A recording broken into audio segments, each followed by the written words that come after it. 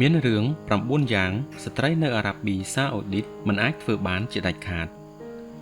អារ៉ាប៊ីសាអូឌីតជាប្រទេសស្ដេចប្រេងនិងជាប្រទេសមានបំផុតមួយតែត្រូវបានគេទទួលស្គាល់ថាជាប្រទេសដ៏តឹងរ៉ឹងបំផុតនៅលើពិភពលោកក្នុងការផ្ដល់សិទ្ធិសេរីភាពឲ្យទៅស្ត្រី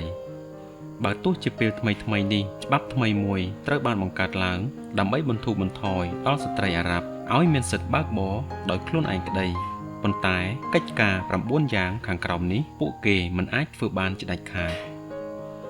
1. ស្លៀកពាក់តាមចិត្តចង់ការស្លៀកពាក់របស់ស្ត្រីនៅអារ៉ាប៊ីសាអូឌីតមានចែងនៅក្នុងច្បាប់អ៊ីស្លាមការស្លៀកពាក់ដែលបង្ហាញពីសម្រស់គឺជាការខុសច្បាប់ស្ត្រីត្រូវទទួលឲ្យចិត្តទាំងអស់នៅទីសាធារណៈ 2. អាពាហ៍ពិពាហ៍ស្ត្រីមិនអាចរៀបការដោយគ្មានការអនុញ្ញាតពីអាណាព្យាបាលប្រុសបានទេ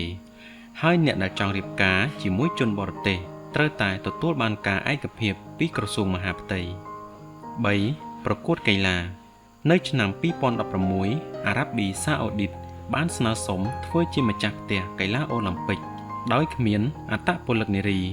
ហើយព្រះអង្គម្ចាស់ Fahad bin Chalawi Assad បាននិយាយថាសង្គមយើងមានការអភិរក្សតឹងរ៉ឹងណាស់និងមានការពិបាកក្នុងការទទួលយកស្ត្រីនៅក្នុងការប្រកួតប្រជែងកីឡា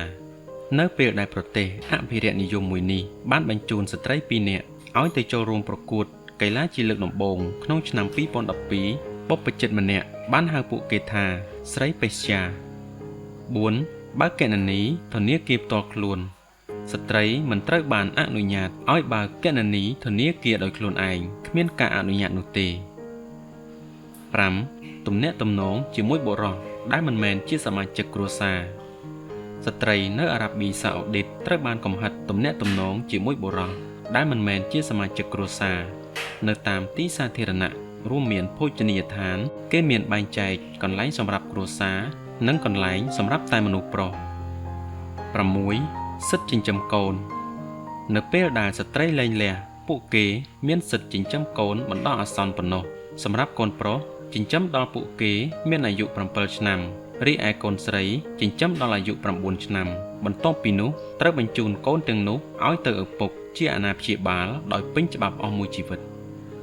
7. ស្នើសុំលិខិតឆ្លងដែនស្ត្រីមិនអាចដាក់ពាក្យសុំធ្វើលិខិតឆ្លងដែនដោយគ្មានការអនុញ្ញាតពីអាណាព្យាបាលបុរសបានទេ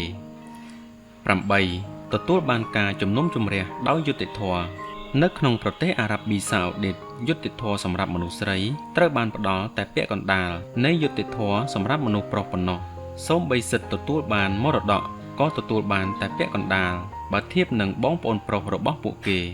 9. ប្រកបមុខរបរបើស្ត្រីណាម្នាក់ចង់បើកមុខរបររកស៊ីពួកគេត្រូវការដាច់ខាតឲ្យមនុស្សប្រុស2នាក់ធ្វើសក្ខីកម្មឬបង្ហាញថា